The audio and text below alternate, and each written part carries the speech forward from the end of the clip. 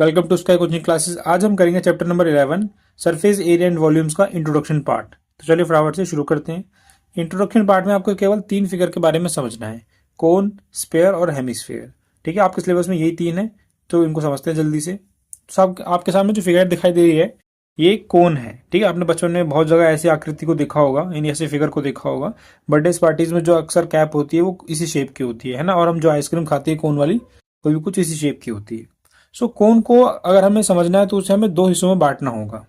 ठीक है, एक ऊपरी हिस्सा और एक नीचा हिस्सा, है ना। सो कोन यहां से लेकर यहां तक, या आप इसको ऊपरी हिस्से में बांट दीजिए, और ये जो गोला दिख रहा है सर्कल, इसको आप निचले हिस्से में बांट दीजिए। ठीक है, तो जब भी आपसे कर्व सरफेस एरिया पूछे, सरफेस एरिया यानी सतह है ना, जो सरफेस होता है, तो सरफेस कोन का जो है वो ऊपर ऊपर की तरफ है, यानी ये यहाँ जो पार्ट है ना, ये सरफेस है।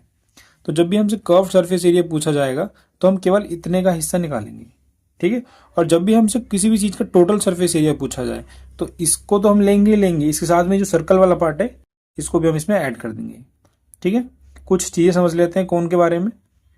कोन में यहां से लेकर ये सर्कल है, तो सीधी सी बात है, यहां से आता है कि डायमीटर होगा और उसका हाफ रेडियस। और ये जो 90 डिग्री पे जा रही है सीधी लाइन, ये इसकी हाइट होती है। और ये जो तिरछी हाइट है इसे बोलते हैं हम स्लांट हाइट, जिसे हम एल से डिनोट करते हैं। और इसको हम स्मॉल एच से, और रेडियस को तो आप जानते हैं स्मॉल आर से डिनोट किया जाता है। तो फॉर्मूले के बारे में जानते हैं फटाफट से इसके। Curve surface area of cone, तो मैंने आपको बताया कर्व सरफेस में सिर्फ आप ऊपरी हिस्सा देखेंगे। सो ऊपरी हिस्से के लिए फॉर्मूला आएगा आपका पाई आर एल। ठीक है, फॉर्मूला को आपको रटना नहीं है, अच्छे से बस समझना है। कभी कभी आपके क्वेश्चन में क्या होता है, स्लांट हाइट निकालने को बोला जाता है, तो उसका भी एक अलग से फॉर्मूला होता है, उसको भी हम अभी देख लेते हैं। So l equals to h square plus r square. ठीक है, ये आपका स्लांट हाइट निकालने का फॉर्मूला होता है। Total surface area, total surface area में क्या करना होता है कि जो हमने कर्व सरफेस एरिया लिया यानी ऊपर का, वो तो हम जोड़ेंगे और नीचे का भी जोड़ेंगे। तो अगर ऊपर का जोड़ना है तो पहले ऊपर वाले को लिख लेते हैं, पाई आर एल। और साथ में क्या करेंगे, हम नीचे के सर्कल के हिस्से को भी जोड़ देंगे। तो सर्कल का एरिया निकालने के लिए कौन सा फॉर्मूला लगता है, पाई आर स्क्वायर। सो पाई और पाई यहां से कॉमन हो गया, एक आर यहां से लीजिए, एक आर यहां से ले, ये भी कॉमन हो गया। इस तरफ से बचा एल, बीच में प्लस, और यहाँ 2 आर थे तो एक आर बच गया। सो पाई आर ब्रैकेट में एल प्लस आर, हमारा यहाँ पे फॉर्मूला बन गया। नेक्स्ट देखते हैं वॉल्यूम ऑफ कोन। वॉल्यूम का मतलब समझना है, बहुत जरूरी है। वॉल्यूम का मतलब ये होता है कि कोई किसी भी चीज के अंदर कितनी चीज भरी जा सकती है।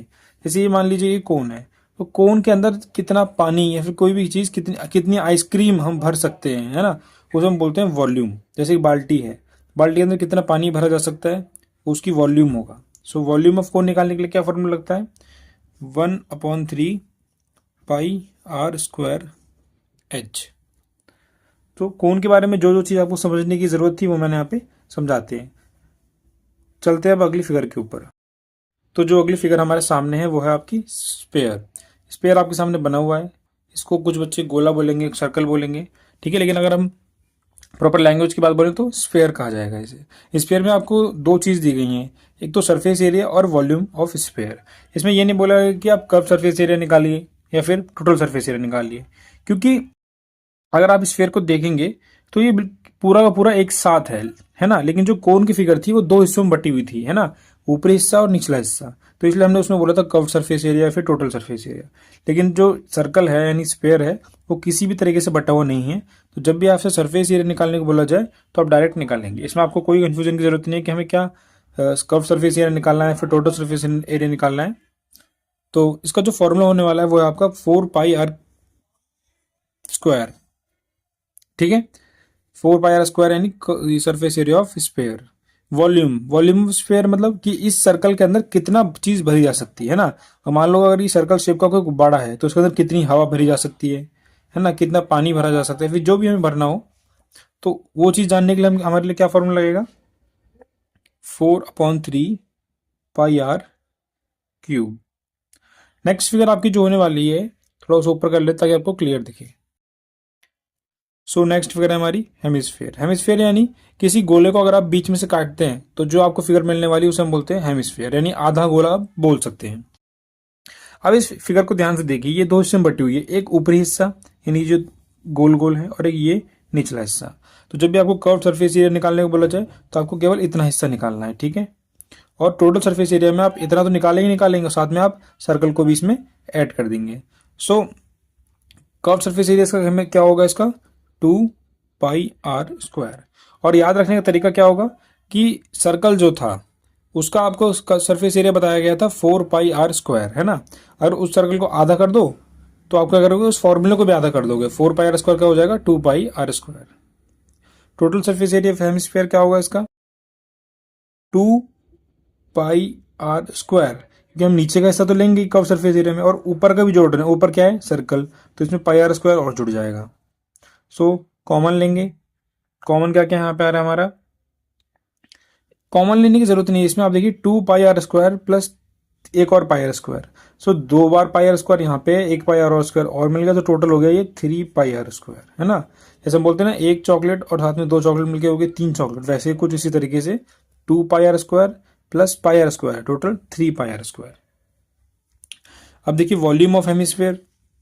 सोचो आपका वॉल्यूम ऑफ स्फीयर है 4.3πr³ है, कब है जब आपका सर्कल पूरा है। अगर आपका सर्कल बीच में से आधा हो जाता है तो इस फॉर्मूले का भी आप आधा कर दीजिए। सो 4/3 है तो मैं लिख दूंगा यहाँ पे 2/3 और एच डी सेम रहेगा πr³। ठीक है, तो मेन ये 3 फिगर थी आपको जो समझनी थी, कोन, स्फीयर और हेमिस्फीयर। इन्हीं के ऊपर आपके सारे एक्सरसाइज बेस्ड हैं, सारे क्वेश्चन बेस्ड हैं। अगर आप इन तीनों को अच्छे से समझ लेते हैं, इनके फॉर्मूले को अच्छे से याद कर लेते हैं, तो आप आने वाली एक्सरसाइज को बहुत ही आसानी से कर सकते हैं। सो इंट्रोडक्शन पार्ट हमारा यहीं पे खत्म होता है। मिलेंगे अगले वीडियो में जल्दी, तब तक के लिए धन्यवाद।